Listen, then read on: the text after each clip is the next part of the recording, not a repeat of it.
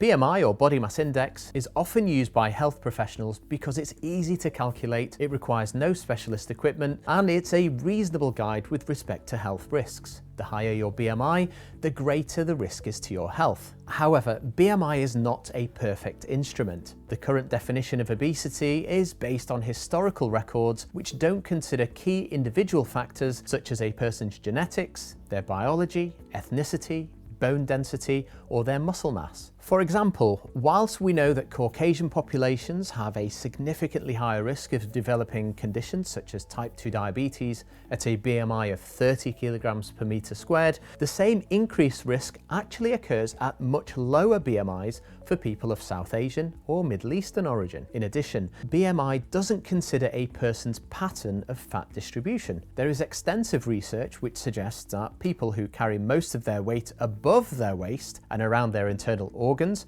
often described as an apple shape, have a much greater risk of developing conditions such as heart disease and diabetes compared to people who carry their weight below their waist, around their bottoms and legs, often described as pear-shaped. More recently, there has been a move to use other simple approaches to measure health risk. One alternative includes the waist to height ratio, which may be a more useful tool in people with a BMI of less than 35 kilograms per meter squared. So whilst BMI is an important guide, it is by no means perfect, and other factors should be considered when assessing obesity and risks to health.